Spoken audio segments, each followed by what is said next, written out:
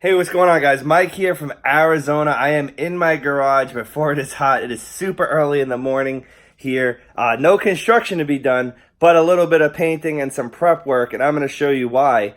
Yesterday was a super exciting day for me, and I got to pick up my new tank and all the equipment that's going to be going in my new tank. But first, let's start off with the actual stand itself. All right, so here's the stand, and before I paint it, obviously this is what it's going to look like, very raw. And what I did is I actually filled in all the holes, the screw holes with putty, sanded it down, so that's what that off color is right there.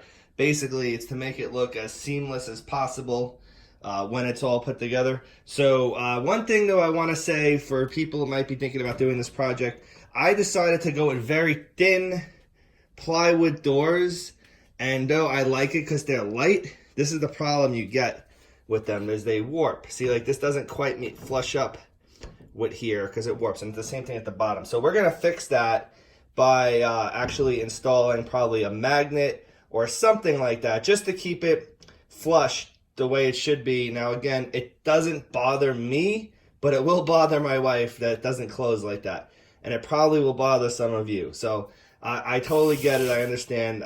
This is something that I definitely know needs to be fixed or addressed at some point. Just not today. Today we are going to be painting, and I'm really excited about that. So I'm going to show you why in a second. So I'm super excited about getting this thing painted. We decided to go with a gloss white on the paint. I'm not 100% sure if I'm going to keep it all white or if I'm going to go with some kind of like trim color or something. I don't know yet. It just depends on after I painted it, how I feel about it, what it looks like, all that good stuff. I do like the idea of an all-white stand. Some of the new Red Sea cabinets, they come in black or white, and the white ones always stood out to me, and my wife seemed to like them too. So that's probably what I'm going to do is I'm going to start white, and if I don't like it all white, I'll change like to some kind of trim or something, but we will see. Again, so nothing really, not much has changed on this except for I added doors. The inside still looks exactly the same.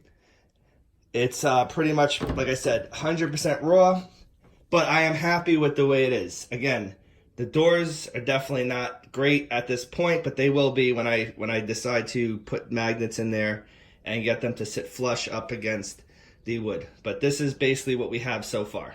All right, let's go in the house and check out the new tank. This tank, all the parts and everything are literally all over my house from yesterday's delivery.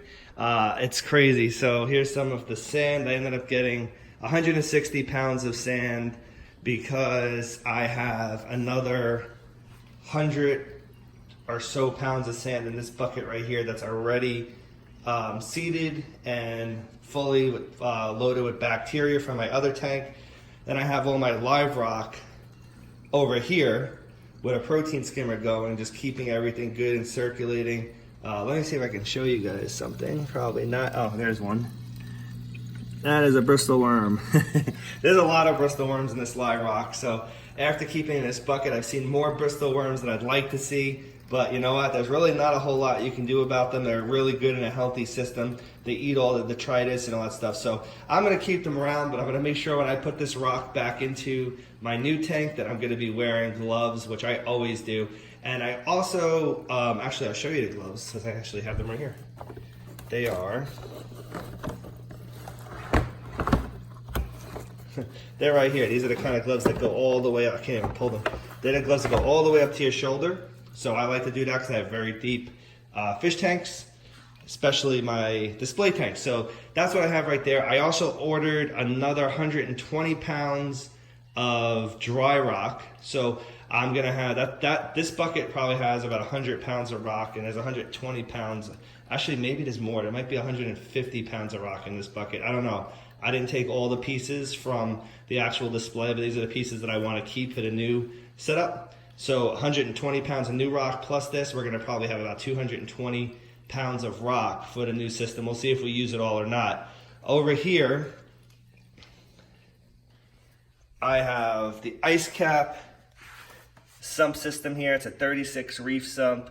It's got all these awesome chambers. I can't wait to do a video on all these things unboxed. So I have this. I'm really excited about this. I've never had a fancy sump before or anything like that, but this thing is great, and I feel like it's definitely going to keep my sump much cleaner and much more organized than I've had in the past.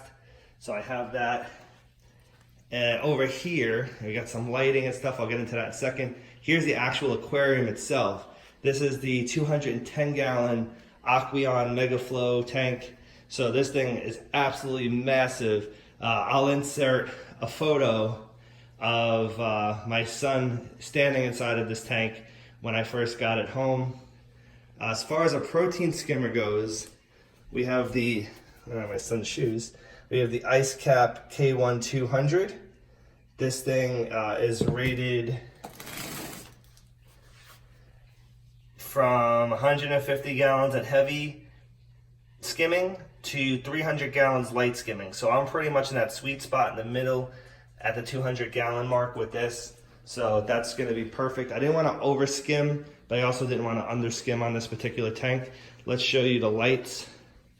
So I have 3 Kessel's A360Xs with the controller. I also have 4 T5 lights. I bought a hybrid light that does T5 and LED at the same time. It's an Aquatic Life light, and it's 61 inch. So this is a 72-inch tank.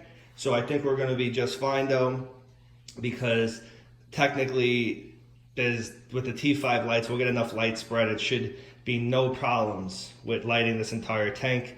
I'm looking forward to seeing this light on a tank. This is probably one of the more high-end light systems that I've ever purchased in my life.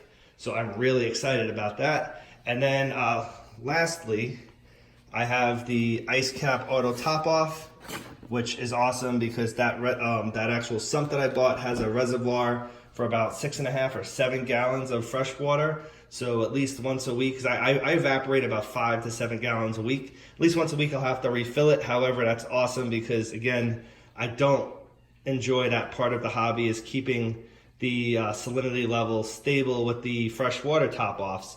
I've had buckets, I've had all kinds of things. This is actually an amazing thing right here. The more automated I can make the system, the better it's going to be. I also have 2 Ice Cap 3K gyre flow pumps. These are for up to 100 plus gallons. So again, I have 2 of them. So what it does is, depending on where you position them, it will literally take stuff off of the bottom, circulate it into the water column, and then go down your overflow and into the filter system. So you're less likely to have stuff sitting at the bottom of your tank and decaying. Not to say that it can't happen, but it's less likely to happen with these. So that is where I'm at right now, guys. I have a lot of work to do, as you can see. I will be doing that most of this weekend. I don't believe this tank will be up and running in the next couple of days. I don't think so, but I can tell you that I'm going to try as hard as I can to get it at least painted and possibly tank put on the stand at some point in the next 3 to 5 days. So we'll see. I got a lot of stuff to do. I know my wife is going to be becoming very impatient at some point with all this stuff in the living room just like this. But that is my video for today, guys. I hope you have enjoyed it. If you have any suggestions for new videos in the future, please comment down below. Let me know what you think of my new setup. Comment, like, and subscribe.